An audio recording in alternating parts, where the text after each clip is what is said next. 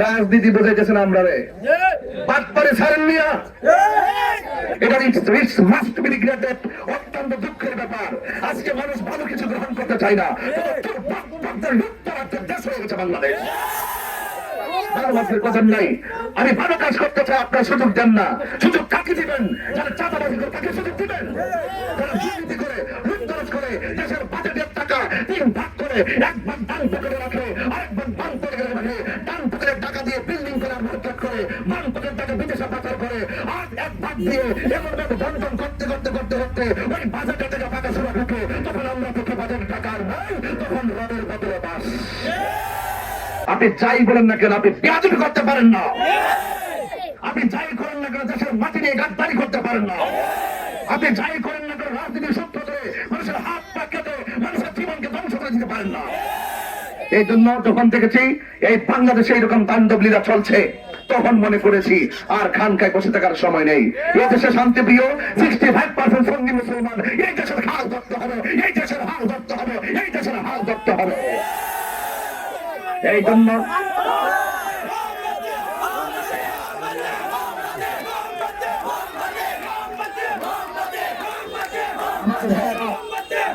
আমার ভাইরা, আপনারা বাগাসুরা মানুষ, আওয়াজ করবেন, এদিকে আমার অন্যায়, এটা আমার গণতান্ত্রিক অধিকার। আজকে আমি কেন মাধবপুর চুনারঘাটে এসেছি নির্বাচন করতে? অনেক মানুষ প্রশ্ন ছুড়ে দেয়, তাহির হিসাবের বাড়ি হলো ব্রাহ্মণবাড়িয়া, এখানে আসলো কি জন্য? তারা সংবিধান সম্পর্কে জানে না, মূর্খ। এরা সংবিধান জানে না। সংবিধান যদি জানতো তাহলে এই প্রশ্ন ছড়িয়ে দিত না। একটা গণতান্ত্রিক রাষ্ট্রে একটা মানুষ বাংলাদেশে যে কোনো জায়গাতে নির্বাচন করতে পারে, সাংবিধানিক ভাবে কোনো বাধা নাই।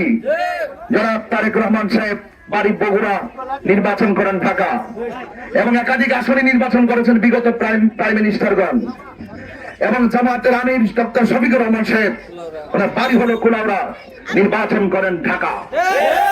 আমি তো ব্রাহ্মণবাড়িয়া তো চোখের সামনে। কেন? এই জন্য আমি সাংবিধানিক রুলস অনুযায়ী আপনাদের মাঝে এসেছি।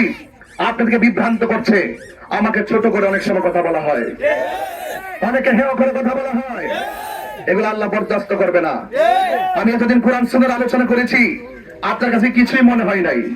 এতদিন আমি আপনার সন্তানকে মাদক থেকে ফিরে আসার জন্য 0 টলারেন্স ঘোষণা করেছি, আপনার কাছে কিছুই মনে হয় নাই। এতদিন আমি আপনার সন্তান যেন আপনাকে খেদমত করে, আপনি মা হিসাবে বাবা হিসাবে সন্তানের কাছ থেকে যেন ভালো ব্যবহার পান, আমি অশ্রুসিক্ত নয়নে আপনার সন্তানকে আপনার বাধ্য করার জন্য নিজের চোখের পানি ফেলে কান্না করেছি। আপনি আমার সঙ্গে বসে কেঁদেছেন, আপনার সন্তান চোখের পানি ফেলে কেঁদেছে, আর আপনার কাছে কোনো কিছু মনে হয় নাই। এটা মাস্ট বি রিগ্রেটেড, অত্যন্ত দুঃখের ব্যাপার। আজকে মানুষ ভালো কিছু গ্রহণ করতে চায় না। দেশ হয়ে গেছে বাংলাদেশ। আমি ভালো কাজ করতে চাই, আপনার সুযোগ দেন না। সুযোগ কাকে দিবেন? যারা চাঁদাবাজি করে তাকে সুযোগ দিবেন।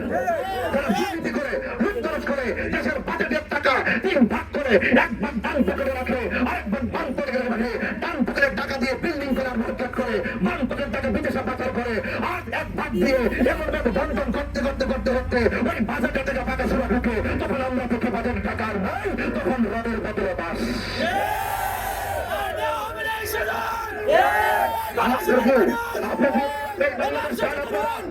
আপনাকে এমন বাংলাদেশ চান?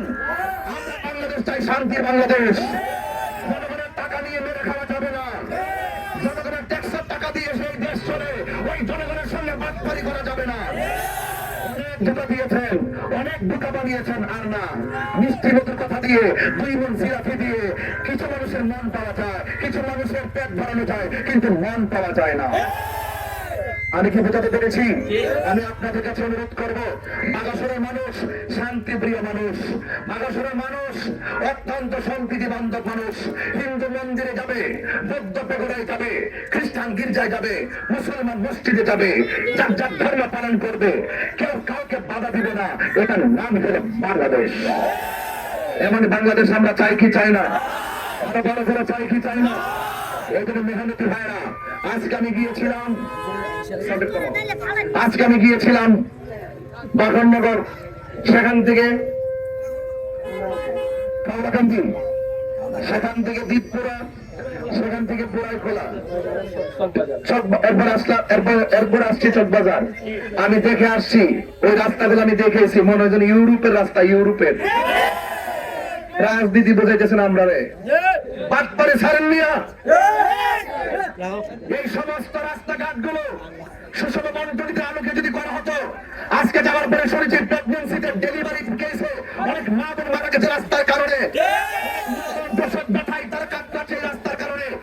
মানুষ করবেন, মানুষের জন্য রাজনীতি করবেন, মানুষের জন্য রাজনীতি করতে হবে। আপনারা এই রাজনীতি করতে হবে মানুষের জন্য। এই জন্য আমি যখন দেখেছি মানুষের অধিকার নিয়ে ছিনিমিনি খেলা হচ্ছে, তখন আমি মনে করেছি এই দেশের হাল ধরতে হবে। বাগাসরের মানুষ আপনারা পাশে আছেন না নাই? আছেন না নাই? আর চা শ্রমিকদের কথা তো আমি কি বলবো, এদের কষ্ট দেখে এসেছি ইনশাল্লাহ। চা শ্রমিকদের সঙ্গে যে অর্থনৈতিক বৈষম্য সৃষ্টি করা হয়েছে, এই বৈষম্য দূর করে তাদের টেকসই জীবন ব্যবস্থার ব্যবস্থা করতে হবে এবং তাদের মুখে হাসি ফোটাতে হবে। আপনাদের সকলকে একটা আহ্বান জানিয়েছি, একটা আহ্বান জানিয়ে আর এই দেশের মেহনতি মানুষের পাশে ওই স্লোগানটাই দিব, জয় হোক মেহনতি মানুষের, জয় হোক চা শ্রমিকদের, জয় হোক মোমবাতি প্রতীকের। আবার 80 বছরে বাগাসোদার তীরে নির্বাচন নিয়ে যেন কেউ তামাশা না করে।